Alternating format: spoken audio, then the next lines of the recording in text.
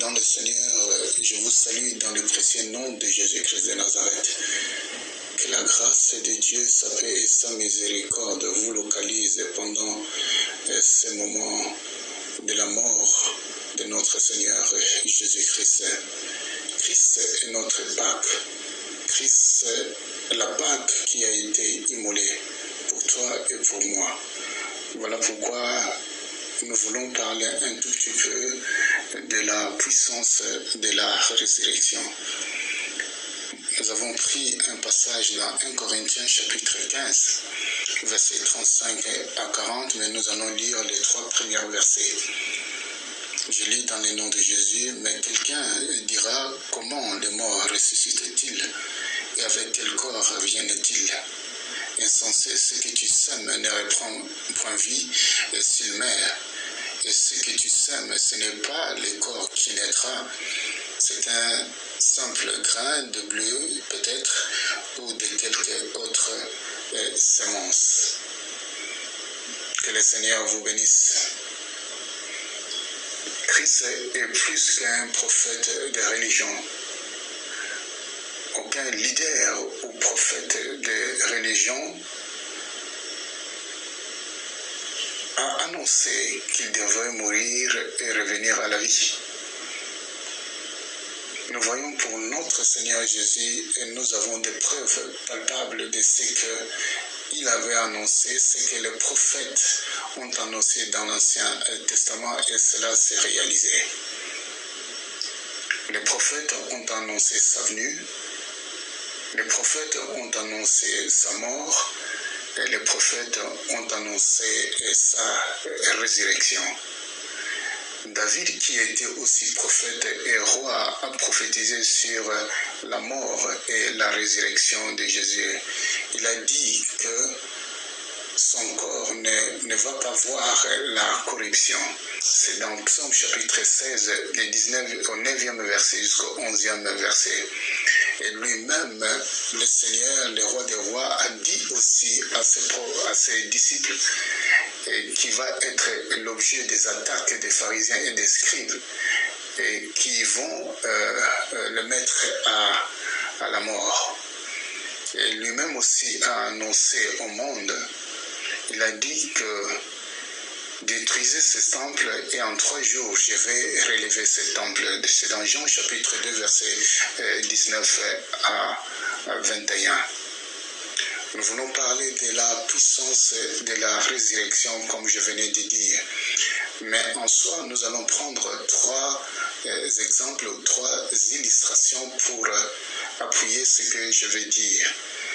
Premièrement, nous allons parler de la semence. Deuxièmement, nous allons prendre l'exemple dans la nature aussi du papillon. Troisièmement, nous allons prendre l'exemple des saisons. Nous savons que dans la semence, il y a la puissance qui agit dans une semence que tu as mise à terre. Et cela consiste en la mort de cette semence. Je prends un exemple du noyau d'une mangue. Lorsque vous prenez une mangue, vous la mettez le noyau, vous le mettez sous terre. Et ce noyau va mourir. C'est cette puissance que Dieu a mis à ta disposition pour que tu sortes de la mort pour entrer dans la vie. Le deuxième exemple, nous allons prendre du papillon. La chenille qui est devenue un jour un papillon. Et nous voyons aussi que Jésus-Christ, dans les tombeaux, va passer quelques jours pour sortir comme un papillon qui est aimé de tous. Il y a un travail silencieux dans le secret qui a été fait dans les cocons pour que la chenille devienne un papillon. Nous connaissons la chenille d'aspect repoussant. Il y a d'autres personnes qui n'aiment pas toucher la chenille, mais au fur et à mesure, cette chenille se transforme à une belle créature que nous connaissons qui est le papillon. Frères et sœurs, je vais te dire une chose. Entre dans ton cocon. Laisse le Seigneur faire son œuvre en toi, car ta valeur ne dépend pas de ce que tu vois en apparence. Je voudrais te dire et je voudrais t'encourager, tiens-toi bon, car le Seigneur n'a pas prévu de projet de malheur, mais de projet de paix et de bonheur. Dieu voudrait montrer au monde qu'il y a un processus qui a eu lieu dans le silence, et le troisième jour, Jésus sort vivant du tombeau. La troisième illustration, ce sont les saisons. Nous allons parler de l'hiver et du printemps. La nature passe de l'hiver au printemps. Tout dans la nature semble mort en hiver, et nous voyons en hiver, ça semble comme il n'y a pas la vie. Je voudrais te dire, bien-aimé, peut-être tu es dans cette période d'hiver, mais sache qu'elle ne dure pas éternellement. Le printemps va prendre place. Tout va reprendre vie dans cette puissance de la résurrection qui agit dans les secrets. Frères et sœurs, il y a un temps pour chaque saison.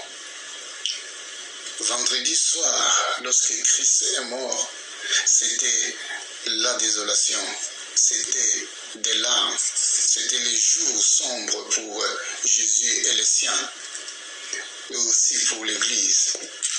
C'était l'hiver. L'espoir venait d'être brisé avec l'amour de Jésus pour nous. Et nous voyons aussi lorsque Christ est mort dans les camps de l'ennemi des pharisiens. Ils étaient dans la joie, dans les camps de notre ennemi commun, le diable. Ils étaient dans la joie, c'était la fête. Et samedi même, les chefs religieux envoient la garde pour surveiller afin que les disciples ne viennent pas dire, parce qu'il a dit, Christ lui-même a dit que non, il va mourir et le troisième jour, il sera ressuscité. Et nous voyons les dimanches, les tombeaux étaient vides, la pierre est roulée, le printemps a basculé l'hiver. Les papillons ont pris la place de la chenille. La plante a pris la place du noyau qui a été mis à terre. Les démons ne vont pas continuer à se réjouir dans ta situation. La maladie également ne va pas commencer à avancer dans ta vie au nom puissant de Jésus-Christ de Nazareth. Et tout ce que le monde met comme charge et fardeau dans ta vie ne va pas continuer à t'accabler. Pourquoi ?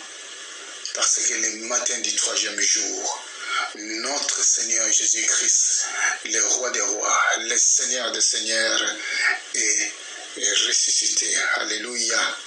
Frères et sœurs, il est important de chercher Dieu pendant qu'il se laisse trouver dans ta vie. Voilà pourquoi dans 1 Pierre chapitre 3, du 18e au 10e verset, la parole de Dieu déclare: Christ aussi a souffert une fois pour le péché, lui, juste pour des injustes, afin de nous amener à Dieu, ayant été mis à mort quand à la chair, mais ayant été rendu vivant quand à l'esprit, dans lequel il est parti et prêché aux esprits en prison. Frères et sœurs, la résurrection du Christ nous donne la vie. La puissance de la résurrection du Christ nous donne la force d'aller de l'avant. Et d'ailleurs, l'apôtre Paul dit, la puissance qui a ressuscité Christ d'entre les morts habite en nous. Et il dit aussi dans Éphésiens que Christ nous a ressuscités ensemble et il nous a fait asseoir ensemble dans les lieux célestes. Nous avons la victoire et il y a la puissance dans la résurrection de notre Seigneur. Que le Seigneur vous bénisse.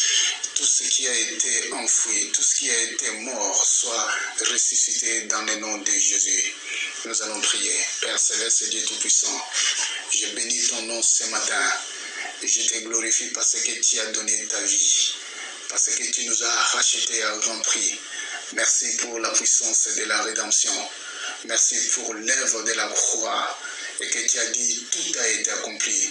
Et tout a été accompli, l'impossible n'existe pas.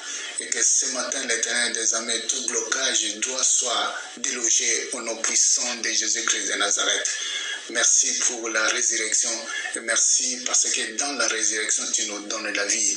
Et que cette vie et cette semence soient ancrées, Seigneur, dans nos vies, afin que nous puissions avancer avec toi dans les noms puissants de Jésus-Christ de Nazareth, le roi de gloire. Sois glorifié, sois exalté dans le nom de Jésus. Amen. Soyez bénis frères, soyez bénis sœurs dans le nom de Jésus.